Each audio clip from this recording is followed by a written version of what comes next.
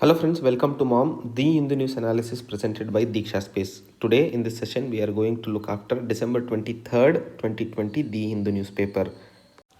Today's first article, Fireflies to shine a light for Great Indian Bustard. So this article we are discussing in the context of Ministry of Environment and Forest along with Wildlife Conservation Society India has come up with a unique initiative called Firefly Bird Diverter. So this Firefly bird diverter is to protect the great Indian bustard, which is also called as Indian bustard. This large bird with a horizontal body and bare legs. It looks like an ostrich. Please remember this bird is among the heaviest of flying birds. So please remember this fact. This is the heaviest flying bird. So one of the survey shows that today as of now 150 birds are individuals are estimated to survive at 2018 and it is among the critically endangered species. So in order to make them grow their population or in order to protect them, this firefly bird diverter has been installed over long or high tension wires. It is being found out in many of the studies that these heaviest flying birds in India are under threat due to the wires or they are encountering when they are flying. It is not due to electrocution what they are dying, but it is due to the impact what they are dying is what has been found.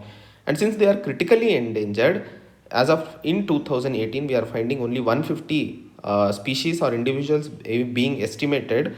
This report has been submitted to National Green Tribunal in 2019 that power lines, especially high voltage line transmission lines over multiple overhead wires are important threat to great Indian bustards in Thar region. So in their protection or to protect them, this firefly reflectors are being put up in these lines so that the bird when it is flying from the far it can look at it or it can identify it and change its direction. However, there is a concern that small birds can easily change their direction, but bigger or large birds which are heavy might not be able to change their direction as soon as they see the reflector.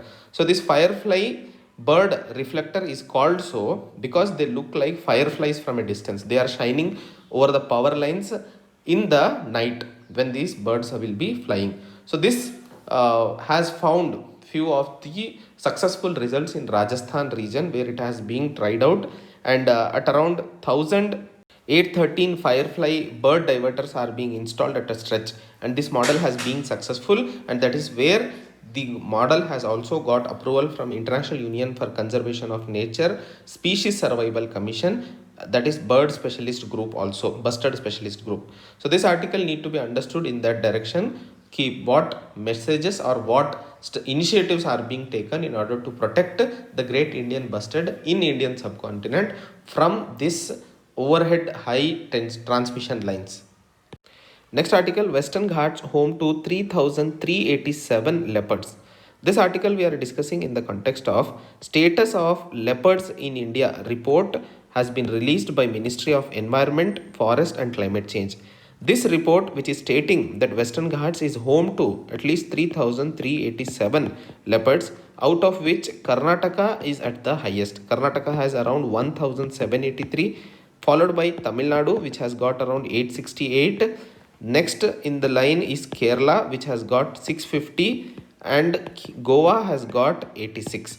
So the topper or the top state having highest number of leopards in Western Ghats is Karnataka. However, the overall India's population of leopards is 12,852. In this article or in this report, which is speaking about the conservation of leopards, though it is sustainably habitat in the forest area what has been given, but it has cautioned with respect to increasing fragmentation of landscape and increased human wildlife interactions in this region are threat to leopards of Western Ghats. So even though there is growing population, there is a need to conserve which has to be taken into consideration is what this status of leopards in India 2018 report is being speaking about. So this status of leopards is taken along with tiger population. Here the camera trap method was used where with the help of images of these leopards there will be an identification of various individuals. So camera trap method was used under this status of Leopard 2018 report is what needs to be understood here. Next article, Modi awarded Legion of Merit by Donald Trump. This article we are discussing in the context of Prime Minister Narendra Modi, which has been conferred with Legion of Merit, which is the highest decoration, degree Chief Commander on December 21st. 2020. So this article we are going to discuss why this award was awarded and what are the reasons and how it was instituted. So first let us see how and when it was instituted. Legion of Merit, it was instituted in 1942 by former President of US Franklin D. Roosevelt, and it was awarded to US Armed Forces and also members of foreign, that is non-US armed forces, and sometimes state or government. So please remember this. And this award is presented to foreign recipients in 4 categories. One is Chief Commander, second is Commander, third is Officer, and fourth is Legionary. So Legionary is the 4th award, or in the 4th category, which is being presented in this Legion of Merit. Here, before Prime Minister Narendra Modi, in 1949, Marshal K.M. Kariyappa, Field Marshal K.M. Kariyappa was presented with this award by the then US President Harry S. Truman. So this article we are going to look after. So this is the brief understanding about Legion de Merit. And in the Indian context, along with Prime Minister Narendra Modi, Japanese former Prime Minister Shinzo Abe and Australian Prime Minister Scott Morrison are also provided with this award. The reasons stated are India's emergence as global power and exemplary contribution which has been made in the advancement of India-United States strategic partnership and promoting global peace and prosperity. For Japanese Prime Minister, it was presented in the reason stating that the leadership and vision for a free and open Indo-Pacific area. For Australian Prime Minister Scott Morrison, it was presented addressing global challenge and promoting collective security. So India, Prime Minister Narendra Modi is presented for promoting or taking the relationship between India and US into next level of strategic partnership is what is being stated. Next article, health data shows India does not need a two-child policy. This article we are discussing in the context of non-profit organization Population Control of India or Population Council of India has come up with this analysis. So this has been analyzed with the statistics provided by National Family Health Survey 5, which was a phase 1 result. As we all know, the phase 1 consisted or the results were provided for 22 states and union territories.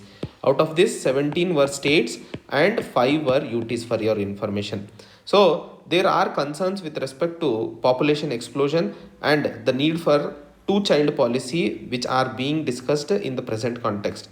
But here we can be seen that this discussion or debate is actually misguided. Because if you look at the National Family Health Survey data, it clearly shows that there is an increase in the contraceptives in rural and urban areas, that is modern contraceptives, and there is a decline in average number of children born per month, born per woman. So there is decline in number of children born per woman. There is increase in use of contraceptives at rural and various urban areas also. There we can come to a conclusion that these debates with respect to two-child policy or population explosion which is going to be effective or which is going to be problematic is actually misguided is what is being said. However, with discussion about this has come up in 2019 when Prime Minister Narendra Modi during his speech said that population control is a form of patriotism. However, months later, Niti Aayog called up various stakeholders to have a national level consultation on this issue, but it was also cancelled. If you look at this, the total fertility rate, what we call as, if you remember, total fertility rate is about number of children who would be born per woman, that is per 1,000 women, is known as total fertility rate. So this total fertility rate in Indian context is about decreasing. Out of 17 states of National Family Health Survey, 14 states the total fertility rate is decreasing and it is around 2.1. And today we are seeing replacement level fertility where the average number of children born per woman at which a population exactly replaces itself from one generation to the next is called replacement level fertility. So this total fertility and replacement fertility levels are being achieved. So the data which we can confer from National Family Health Survey 5 shows that whatever are the discussions with respect to two child policy norm are just a misconception, and there is no need to worry about all these issues. However, National Family Health Survey 3 and National Family Health Survey 4, which were conducted in 2005 and 2016, there we saw a decline in the use of modern contraceptives like oral pills, condoms, intrauterine devices. But National Family Health Survey 5 has shown increase in the use of modern contraceptives. Next article, put the farm laws on hold, uphold farmers' right. This article we are discussing in the context of crisis between farmers and government, which is going on from the passage of monsoon session farm bills. So as we all know, as of now, Supreme Court in its recent have suggested to form a joint panel to look into the demands of the agitating farmers. As we all know, there are concerns or there are issues where these farmers are asking for complete repeal of the farm laws which are being made by the government. However, this suggestion by the Supreme Court is seen as a moral success by the farmers, and they have been outrightly rejecting the demand to have consultation over the farm bills which are already introduced. So these farm bills are speaking about, the farm bills which are presented by the government are speaking about 3-4 things. The first one is with respect to provision of setting up private mandis outside designated mandis. So the mandi system is trying to be changed. Second is contract farming, that is without government regulation. Third, that is removal of stock limit, that is the changing or amendment to Essential Commodities Act has been done to remove this stock limit which was being given. So here, as the Supreme Court has suggested now, it is being seen that this is taken as a constitutional question also, or constitutional validity of the law is also being checked, where agriculture is a state subject. So being a state subject, how come center has taken over its control will be under consideration over the coming period of time. And last three concerns we have seen: mandi, contract farming, stock limit, and the fourth one will be MSP. As we all know, mandatory payment of minimum support price which is notified should be made mandatory for private market which is going to be set up is the demand what has been put up also. Stock limitation, we have seen Essential Commodities Act being amended, and next one will be these traders, companies or agri businesses which are going to come up, they will be having unlimited quantities to be stocked with respect to wheat, rice, sugar. They will not only change or they will not only sway the farmers, but they will also have control over the prices of the goods which are available in the market. So this will enable private entity to control and monopolize the market is what is point of concern here. So ultimately, mechanization and corporatization of the agriculture has been the center of the reforms which government or central government has put up. This is going to affect almost 56% of the total workforce which is dependent on agriculture, and 80.08% of small and marginal farmers who are dependent on marginal land holding, that is around less than 2 hectares. So 10th Agricultural Census 2015 and 16 gives these statistics. Without adequate skilling, training and empowering the small and marginal farmers for the competitive increase in the land what they have got less than 2 hectares, government has bought out this reforms in an ordinance mode, that too in a hurry mode during the grappling of or the preoccupied situation of COVID-19 pandemic. So this is where the actually situation or the crisis has led to a start. If you look at the reforms and the governments, this process of agricultural reforms with respect to government and all have been a continuous process. Economic liberalization in 1991 was the start of the reforms with respect to agriculture, and subsequent World Trade Organization norms have also led to agricultural reforms. But if you all see this over grappling weight of WTO with various other issues, it could not perform well, yet India and other developing countries were able to fight for the peace clause to pursue specific food security policies. This shows the socio-economic responsibility of these countries. However, government as of now having a target of doubling farmers' income by 2022. The move is actually a fast forward is what is being thought point of concern here. So the author trying to say here is, will, as Gandhiji said, will the last man benefit from these reforms, or should there be effort to lower input cost in order to make the agricultural activities reformative or remunerative for the producers? So this has to be understood. As Gandhiji says, it has to reach the last man if the reforms were brought out for the benefit of the farmer. In this context, there are also concerns with respect to amendments in the Electricity Act which were brought out, making private distribution of the power. This is going to again affect critical input and irrigation activities is what is being seen here. If you look at these MSPs which are mandatory at designated mandis for commodities are actually not paid is also point of concern here. So how, when these commodities which are actually given are not paid, then how come a new private entity which is going to come up is going to give is point of contention here. Again, fragmented landholding, if you look at, there are 86.06% of farmers as per 10th agricultural survey 2015-16 who are dependent as small and marginal agricultural landholding farmers. So whether how it is going to be beneficial to them. And the government has fixed up a target of 10,000 farmer producer organizations by 2023 and 24.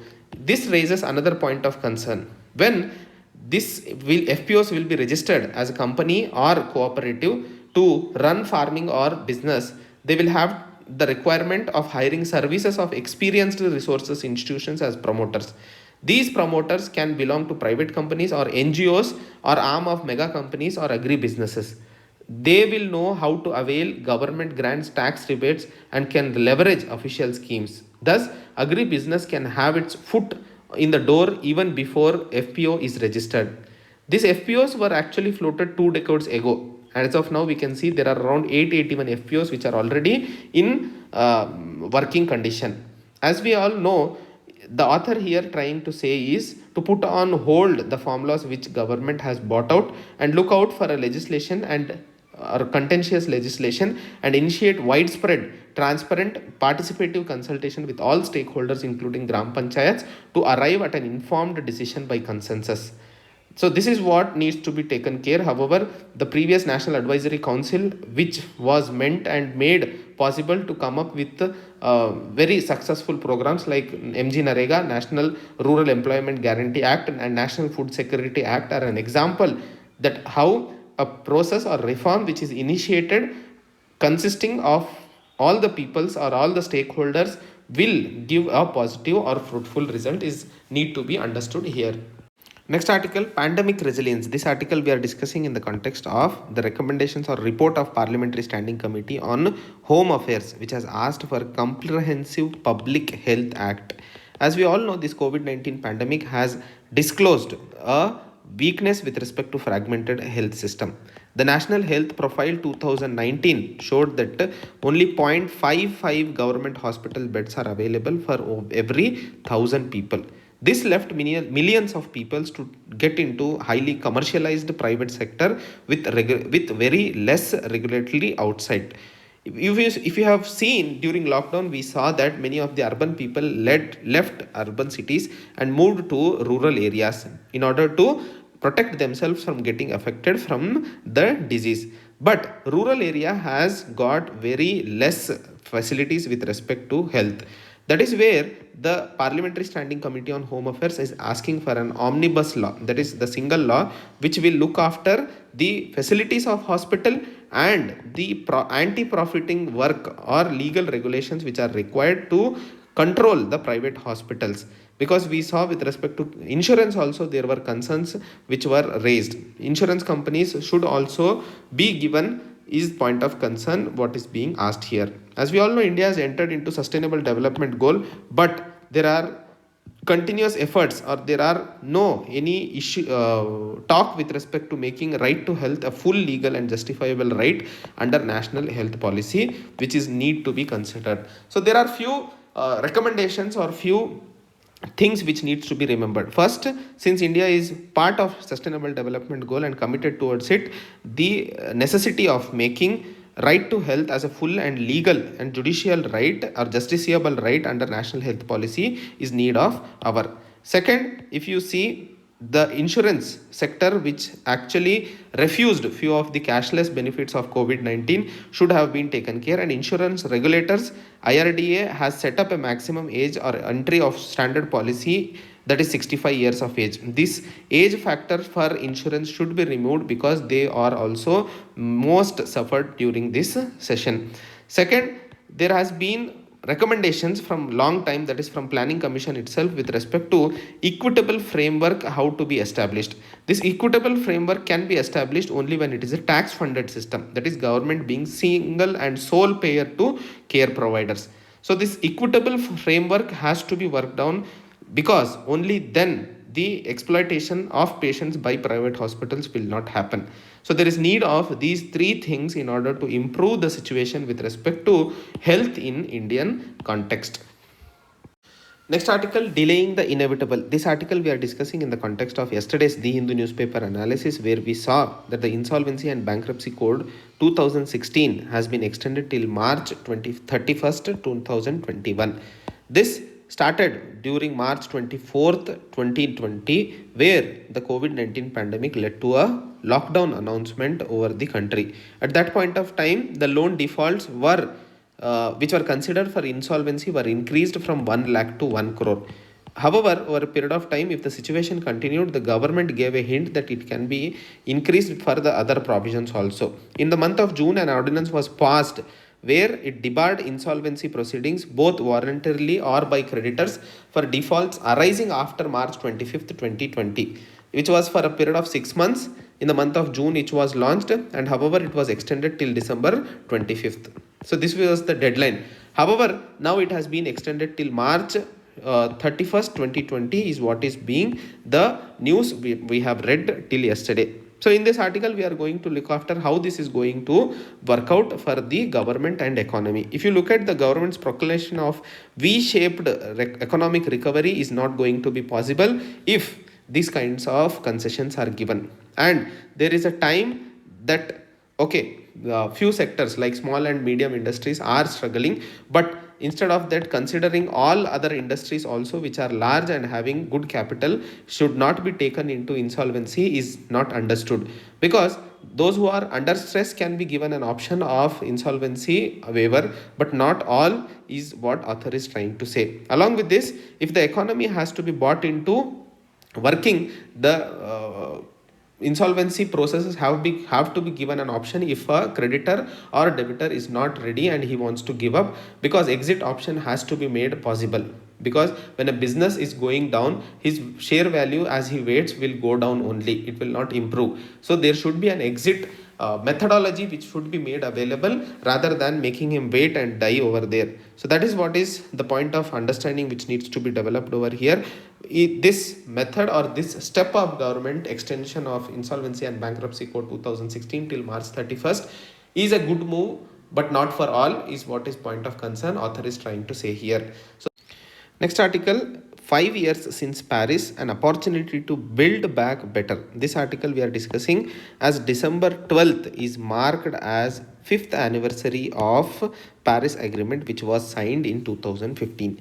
So here international community including European Union and India have gathered to show its result or gathered at Climate Ambition Summit 2020 to celebrate and recognize and resolve in working towards a safer, more resilient world with net zero emission. So this article we are discussing in the context of 5th anniversary of Paris Agreement. So here we need to understand that during these past 5 years, determination of global community has shown that, or it has been tested in these past 5 months. This virus, which has long potential impact on society and economy, has made us to understand that science is irrefutable and the future prosperity is in investing greening of the global economy. So post-COVID recovery or COVID-19 recovery is needed to be or need to be green economy is what is being spoken here. So in 2019 December, if you remember, European Union has come up with a deal called European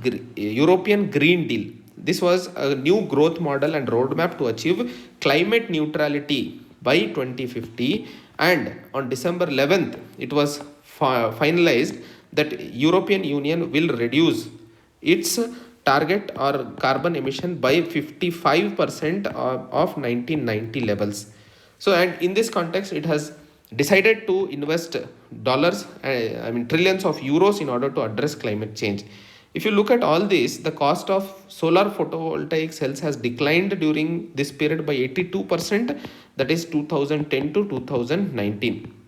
And it is achieving 55% by 2030 is an easy task, and it will help us to save around 100 billion euros in next decade and up to 3 billion or 3 trillion by 2050. So this will be the economic benefit if European Union, which has promised in its in its European Green Deal with respect to carbon neutrality by 2050 and reducing 55% of its net emission by 2030. So this will be the economic benefit apart from the ecological benefit what we are going to have.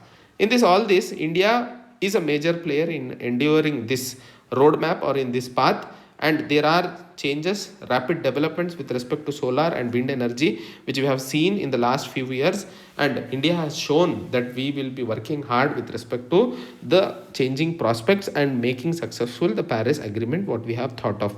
So working with India, European Union and India have been working together, are committed with respect to Paris Agreement. If you see the initiatives of India, that is International Solar Alliance, Coalition for Disaster Resilient Infrastructure and Leadership Group for Industry Transition, have shown that the seriousness of India with respect to Paris Agreement. If you look at, there are discussions which is going to be happening in COP26. Please remember this.